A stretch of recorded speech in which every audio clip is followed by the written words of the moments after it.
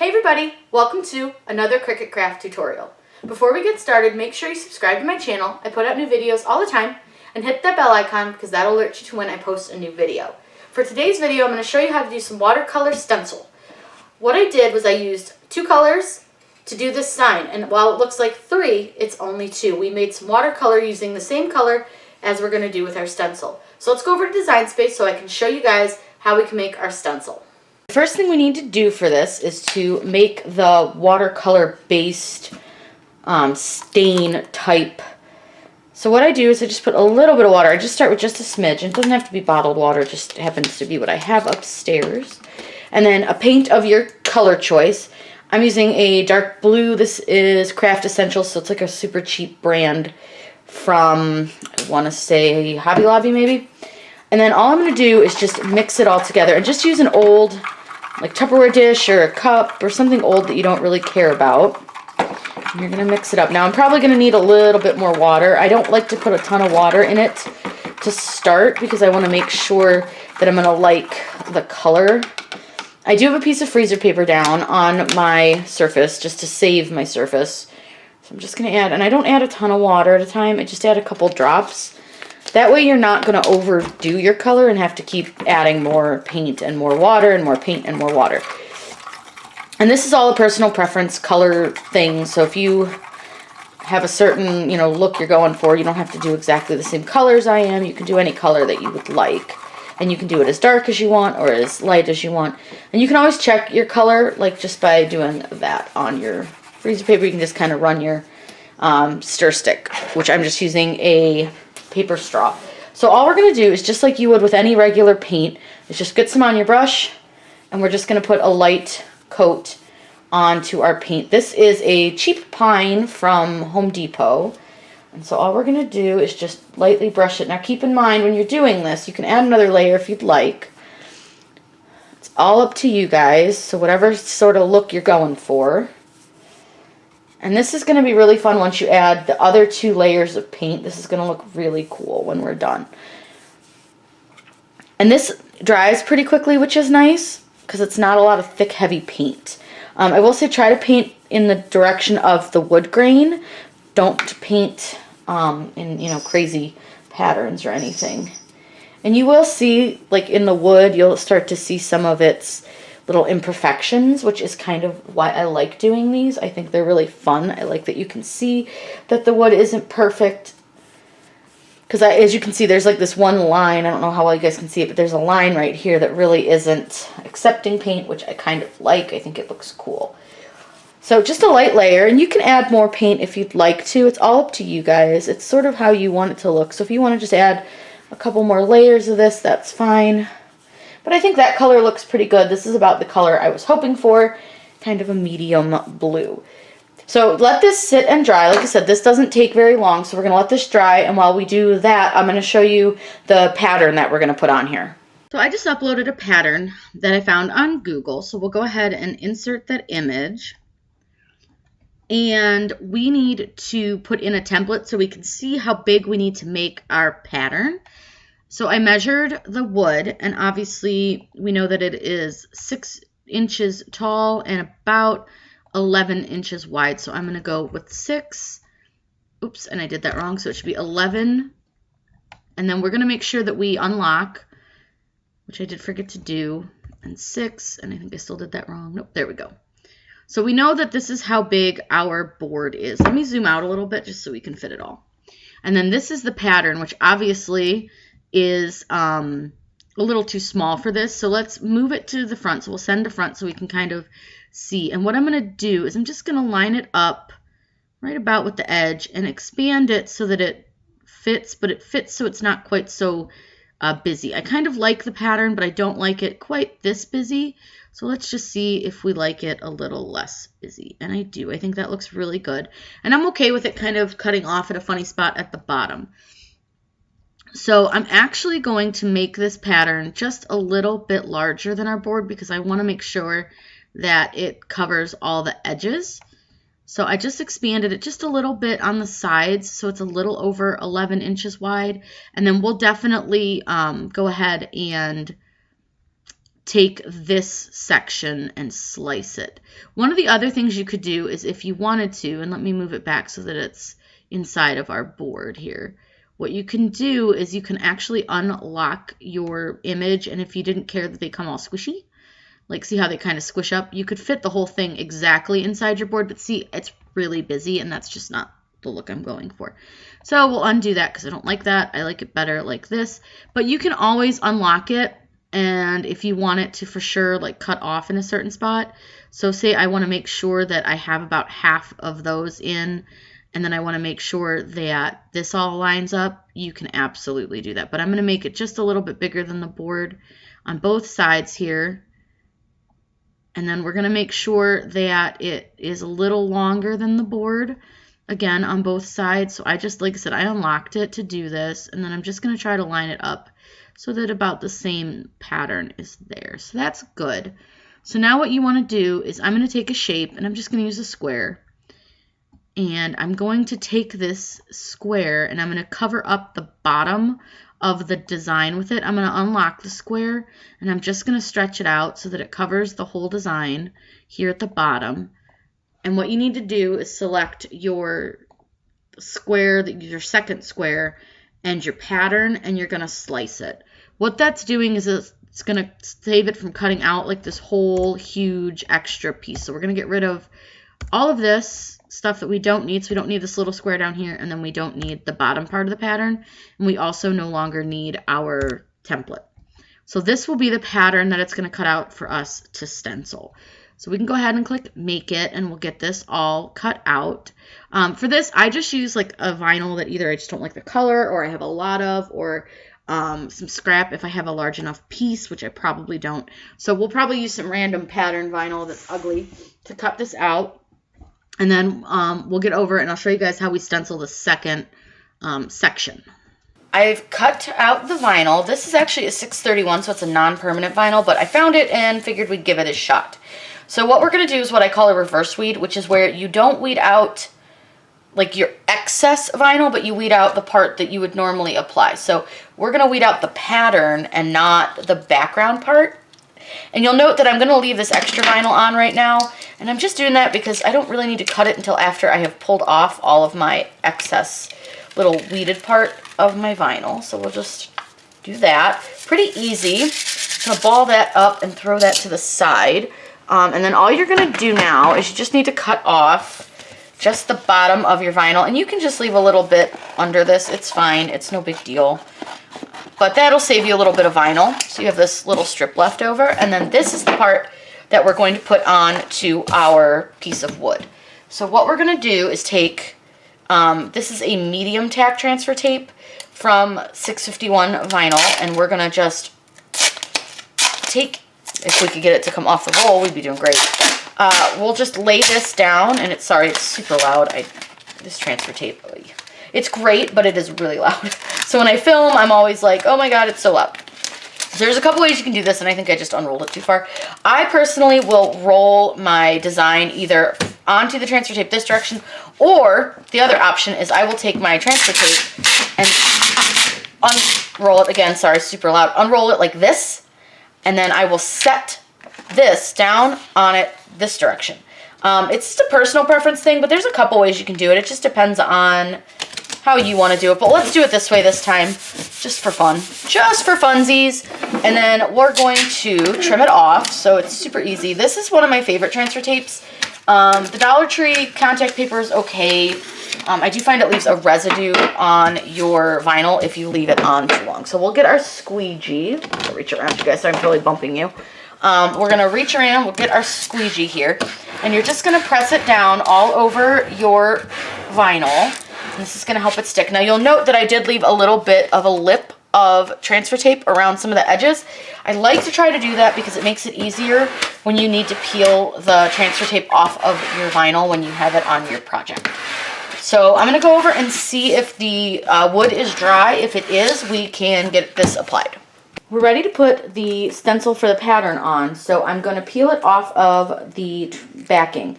All I use, I just flip it upside down, and then I just gently peel. And I do peel at a bit of an angle, and I keep it kind of flat angle, I guess, like a real sharp angle.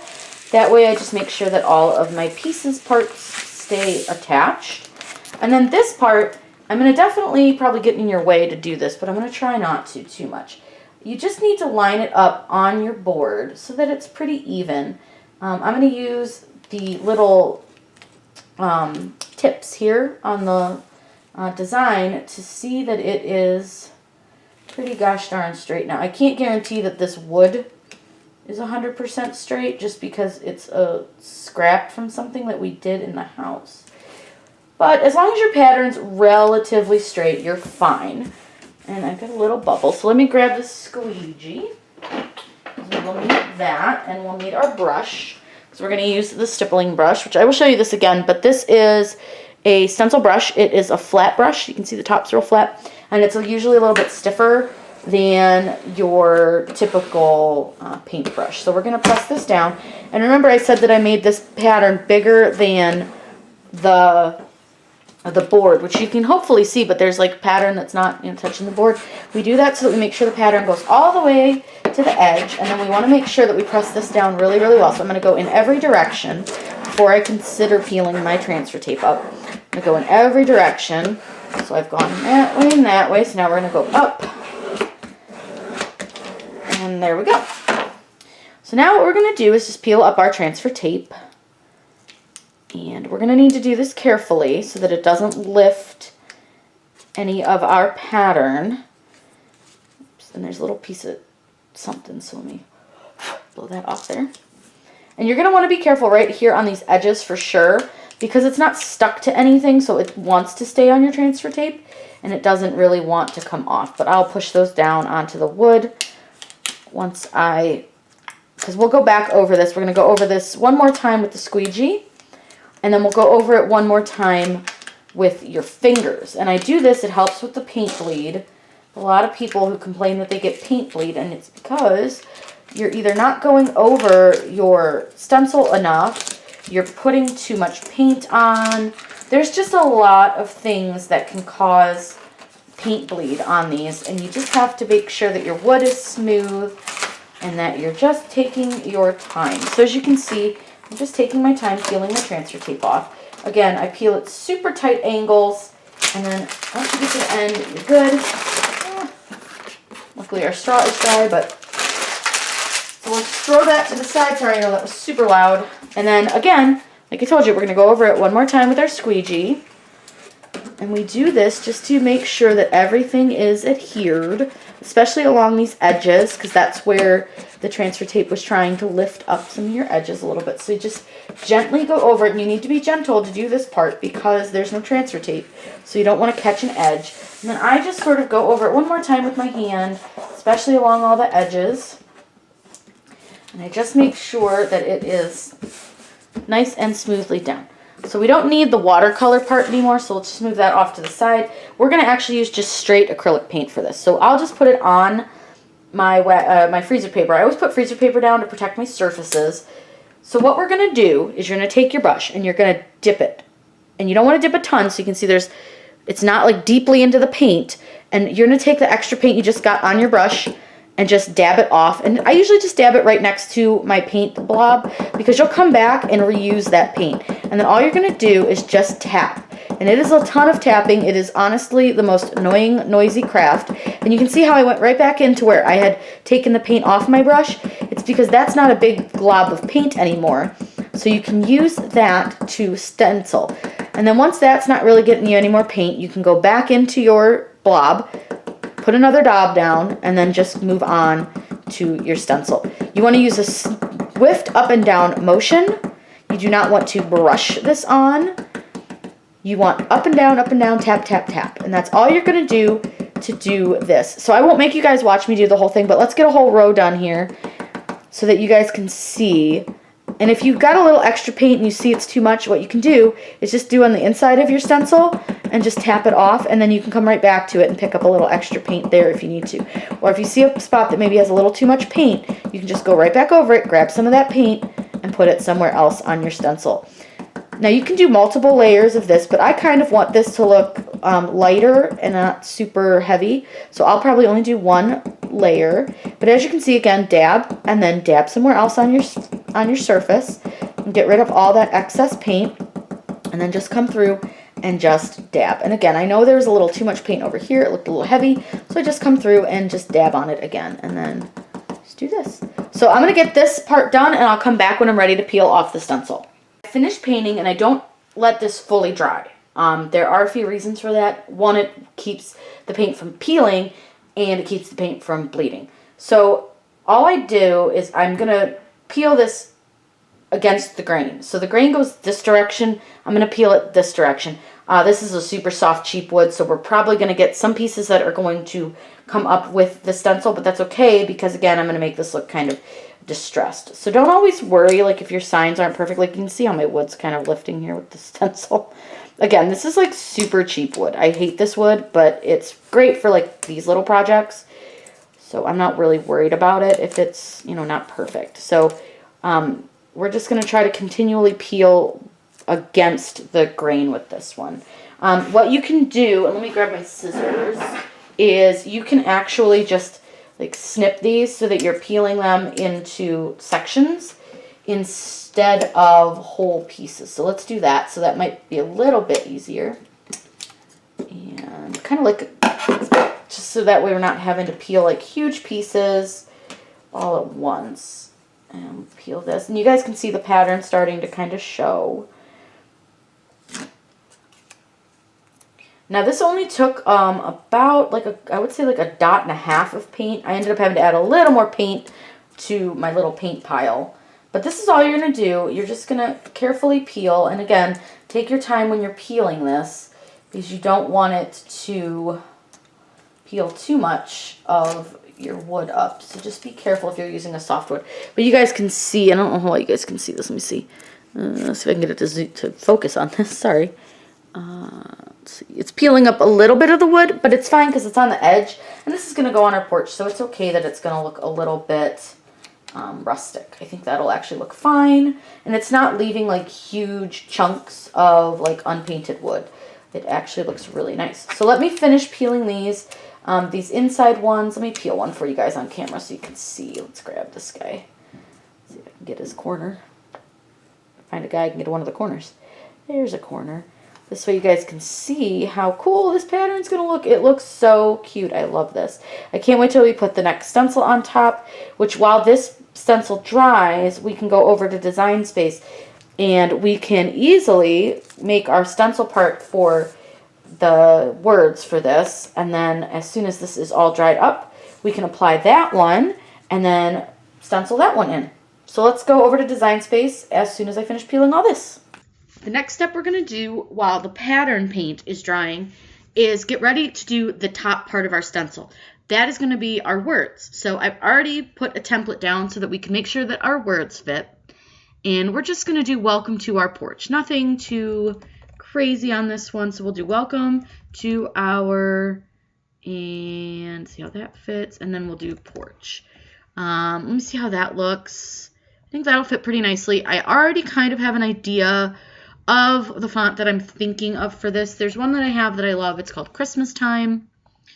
And it's pretty chunky and I like it, but I don't think I like it for this now that I see it. So sometimes a lot of this is just playing with your fonts and seeing what you like.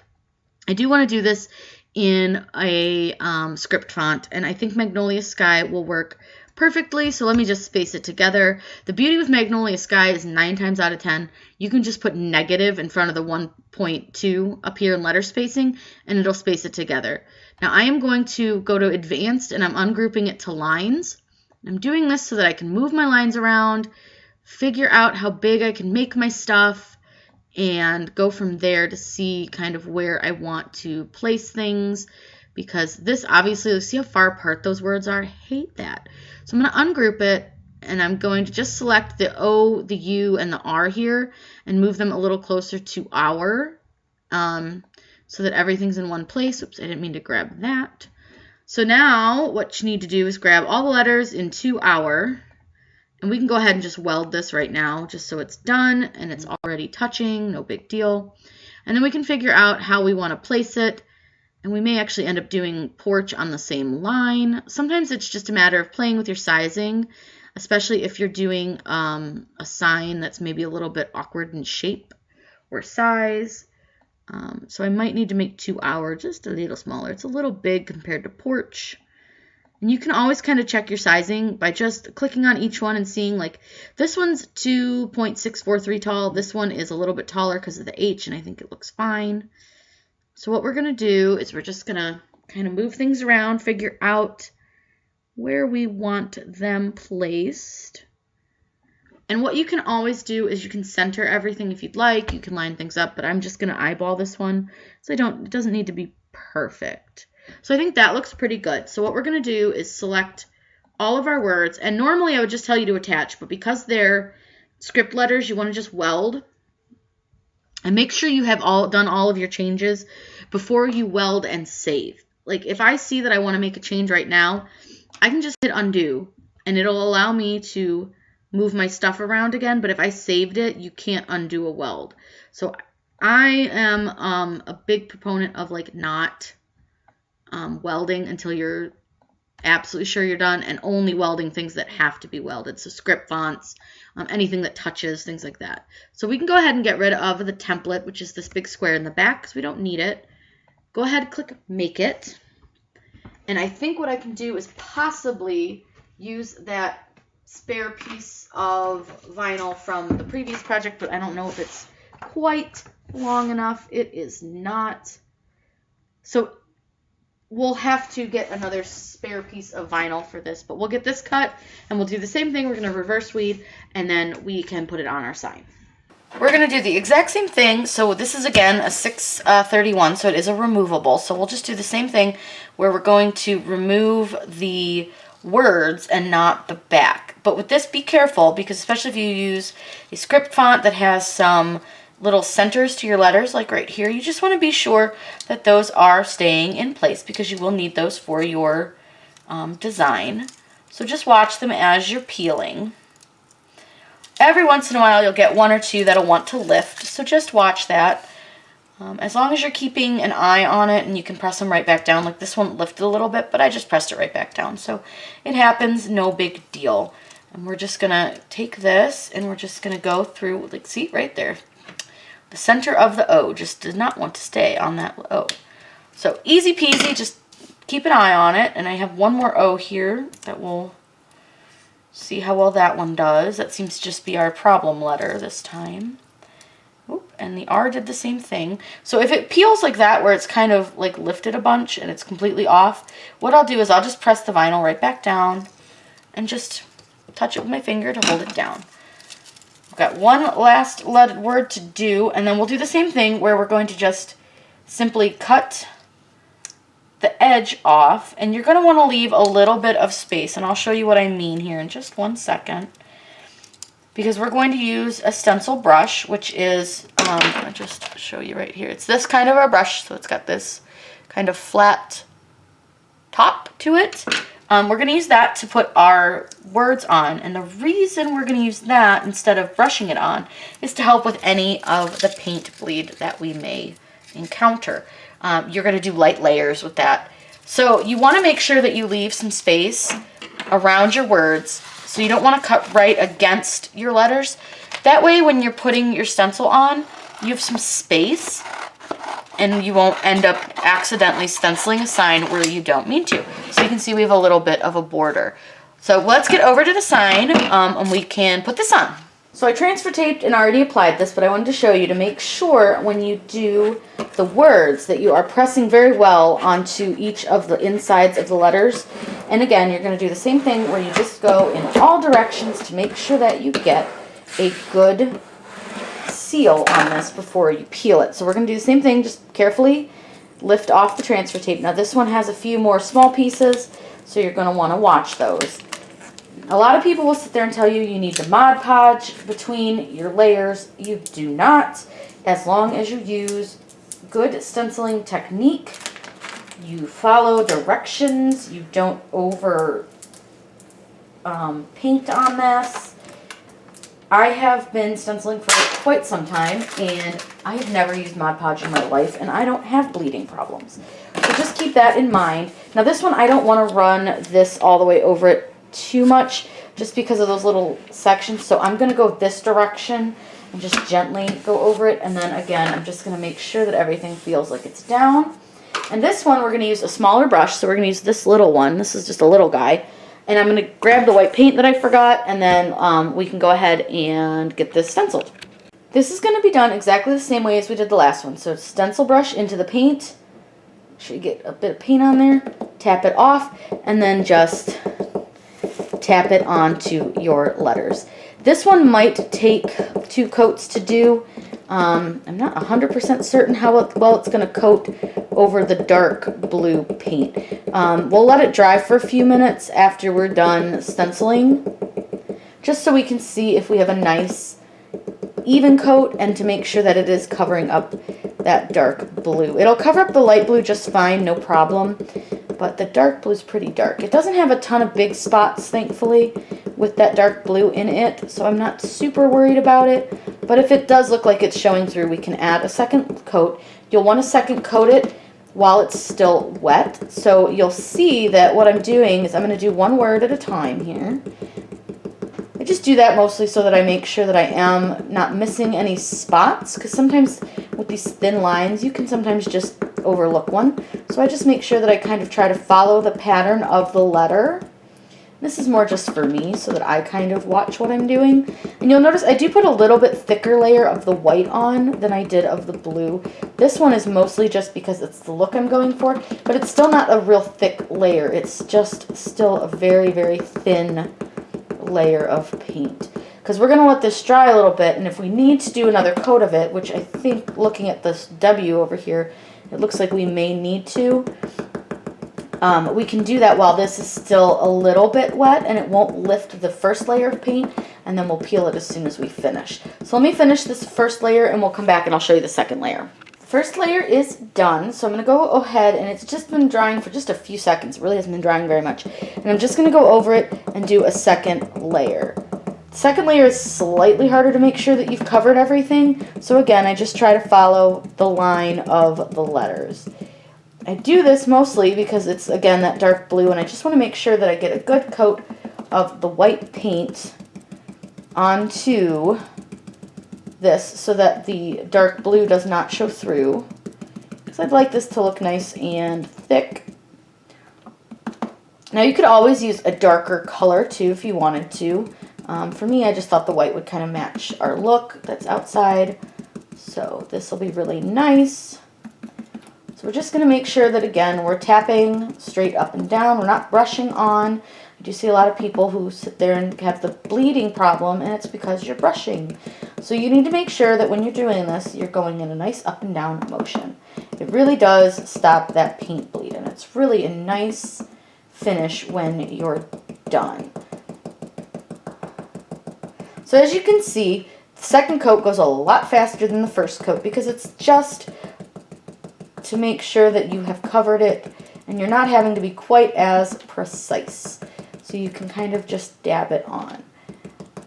And again, you can see I'm not using a ton of paint. I'm just using, I would say, just a little bit of paint. It's not a ton, but it's just enough to make sure that this is getting covered. Now I'm going to take my brush and kind of do this to get some of that excess paint off the edges of it and just use that excess paint to paint this. So this white that I'm using is Bella Crafts, I think. I got it at Home Depot in like a big pack of paint a couple years ago when they did like a Black Friday sale on this stuff. So it's not new paint, it's older paint, and I didn't realize my hair tie was rubbing up my arm so much, and now I've got a big hole in my arm. Alright, so let's let this dry for just a few more moments, and then we'll come back and I'll show you guys taking it off. We are ready to peel off the stencil. So same thing, I'm just going to try to peel it against the grain. And I will snip it again. I do that so that I'm not peeling like huge sections off at a time, because I don't like to do that. So what I'll probably end up with, once I snip this a couple times, oops, or it's just gonna rip. So we'll start again. And sometimes it doesn't always want you to peel it against the grain, so you just have to be careful peeling. But I'm going to go ahead and just snip it here so that I'm more or less peeling the center part for just a second. And we'll see if it's going to peel nicely or not. Sometimes you have to help it along. But you'll just want to gently as possible, which that wasn't super gentle, just peel it. And you'll see as you go that, let's see if we can get this one to pop up a little, because I'm going to just snip it right there. And we'll just take that little piece, and then we'll go back to over here, because this will let us peel the bottom of these words.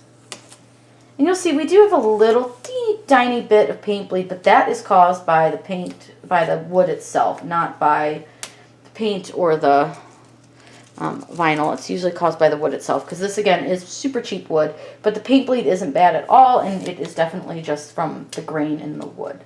So I'm not worried about it in the least, because that's just how this is supposed to look. So I'm okay with that. And you can always go in and clean it up if you need to, but I don't feel the need to. So we'll go ahead and peel this side next. And again, this is a 631 vinyl. This is not a permanent vinyl. I don't want to use a permanent vinyl on this wood because it is such a soft wood that likes to kind of peel up a little bit. So I'm going to let you guys take a look at it up close right now before I get all the centers out, because we're going to peel all the centers out next. The centers are a little bit tougher when I do the white, because I find that if I'm not careful, I end up getting white paint under the centers. So I will usually use either my pin pen or my CRICUT weeding tool, and I'll come through and get them. And sometimes I'll wait a little bit longer on these if I'm having trouble with the paint bleeding under them, because I'll wait a little bit longer while it dries, but I think this one's actually pretty okay. So let's peel that one off. So I'm not going to make you guys watch me do the centers of all these, because there are quite a few of them, but we'll do a couple here on camera. So you just get around the edge, and when you peel it off, you just carefully kind of get it. But you want to get right on the edge and try not to scratch the letter. Oops. And try not to let it slide across the board. So you can see it's starting to come out, so I'm going to finish doing these, and then when we come back, I'll show you our finished product. And here is the finished product. I didn't put any kind of sealer on this. There's no need to. I used all outdoor paint, or at least paint that I have in my experience has held up to the outdoors. This is such an easy, fun craft. You guys can be super creative with this. If you guys have any questions, please let me know in the comments down below. I'm always happy to answer those for you. Make sure you subscribe to my channel. I put out new videos all the time. Hit the bell icon because that'll alert you to when I post a new video. Have a wonderful day and happy crafting.